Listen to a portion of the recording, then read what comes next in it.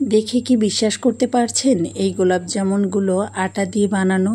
এই গোলাপ জামুনগুলো আমি আটা দিয়ে তৈরি করেছি। তুলোর মতো নরম তুলতুলে রসালো।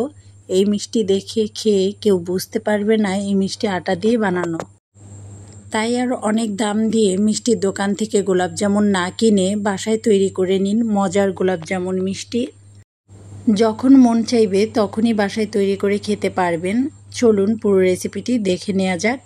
রেসিপিটা ভালো লাগলে শেয়ার করে দিবেন যাতে করে সবাই দেখতে পায়। একটা বাটির মধ্যে আমি নিয়ে নিচ্ছি হাফ কাপ পরিমাণের আটা, নিয়ে নিচ্ছি হাফ কাপ পরিমাণের গুঁড়া দুধ। আটা আর গুঁড়া দুধটা সমান সমান রাখতে হবে। দিয়ে দিচ্ছি এলাচ। তো এখানে আমি এলাচের ভিতরে বিচিটা নিয়ে এভাবে গুঁড়া করে নিয়েছি। দিয়ে দিলাম হাফ চা চামচ পরিমাণের বেকিং সোডা আর দিয়ে দিচ্ছি 2 টেবিল চামচ পরিমাণের ঘি। এবার সবগুলো উপকরণ আমি হাত দিয়ে ঘষে ঘষে একটু মিশিয়ে নেব। আটার যে একটা গন্ধ থাকে ওটা কিন্তু থাকবে না এলাচের গুঁড়াটা দিলে। তো আমি সব কিছু মাখিয়ে নিয়েছি। এবার আমি দুধ দিয়ে আমি একটা ডো মেখে নেব। অল্প অল্প করে দুধ দিয়ে ডোটা মেখে নিতে হবে।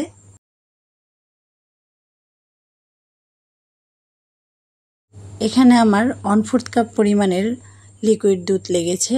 তো এখন আমি ডোটা কিন্তু রেডি করে নিয়েছি। এবার আমি এটাকে রেস্টে রেখে দেব।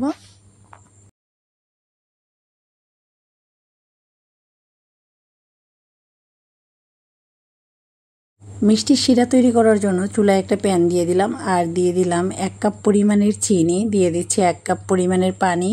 চিনি যতটুকু নেবেন পানিটাও ঠিক ততটুকুই নিতে হবে। এবার আমি চুলার আঁচটা মিডিয়ামে রেখে আমি শিরাটা করে নেব।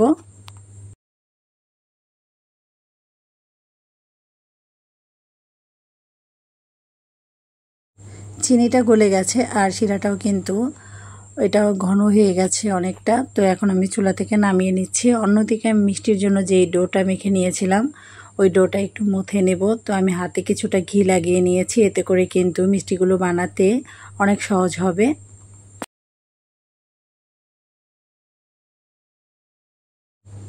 এই ডোটা কিন্তু মাখার সময় হাতে একটু বারবার ঘি লাগিয়ে নিতে হবে, যেহেতু এখানে গুঁড়া দুধ দিয়ে আর আটা দিয়ে আমি ডোটা মেখে নিয়েছি তাই হাতে একটু লেগে আসতে চায়, যেহেতু স্টিকি বেশি। তো আমি কিছুটা ডো নিয়ে মিষ্টি বানিয়ে নিচ্ছি।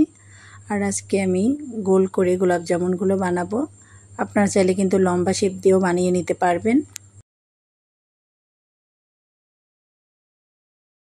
হাতের মধ্যে নিয়ে আমি রাউন্ড করে যে বানিয়ে নিলাম একটি। তো একইভাবে আমি সবগুলোই বানিয়ে নিয়েছি। এবার ভেজে নেব। ভাজার জন্য চুলায় একটা প্যান বসিয়ে দিলাম আর তেলটা হালকা গরম হওয়ার পরে আমি মিষ্টিগুলো দিয়ে দিলাম এক এক করে। খুব বেশি গরম তেলে মিষ্টিগুলো দেওয়া যাবে না। তো এবার আমি উল্টে পাল্টে দুই পাশেই ভালো করে ভেজে নেব। প্রথম অবস্থায় চুলার আঁচটা মিডিয়ামে থাকবে, তারপরে কিন্তু চুলার আঁচটা আমি বাড়িয়ে তারপরে ভেজে নেব।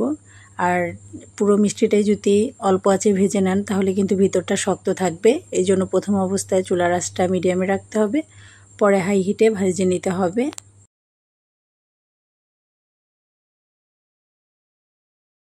মিষ্টিগুলোর কিন্তু লালচে বর্ণ হয়ে গেছে, এর থেকে বেশি ভাজবো না। এবার আমি তেল ছেঁকে তুলে নিচ্ছি। মিষ্টিটা গরম থাকা অবস্থায় আমি শিরার মধ্যে দিয়ে দিচ্ছি আর শিরাটাও কিন্তু আমি হালকা গরম করে নিয়েছি। এবার এটাকে রেস্টে রেখে দিচ্ছি 6 থেকে 7 ঘন্টার জন্য।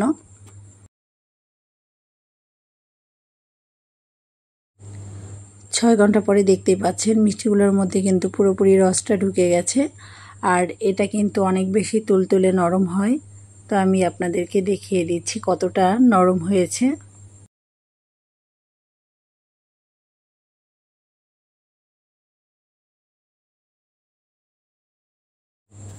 বাসায় কিন্তু এই মিষ্টিটা বানিয়ে নিলে আর বাহির থেকে কিনে খেতে হবে না। আমার পুরো রেসিপিটি ফলো করেই কিন্তু আপনারা বানিয়ে নিতে পারেন। তো আমি একটা মিষ্টি আপনাদেরকে কেটে দেখিয়ে দিচ্ছি ভিতরে কতটা শিরা ঢুকেছে। দেখতেই পাচ্ছেন মিষ্টির মধ্যে কিন্তু পুরোপুরি শিরাটা ঢুকেছে আর দেখতে যেমন লোভনীয় লাগছে, খেতে ছিল ভীষণ মজা। আমার রেসিপিগুলো যদি আপনাদের ভালো লেগে থাকে তাহলে অবশ্যই শেয়ার করে দিবেন, যাতে করে সবাই দেখতে পায় আর এরকম সহজ রেসিপিগুলো ট্রাই করতে পারে বাসায়। সবাই ভালো থাকবেন। আল্লাহ হাফেজ।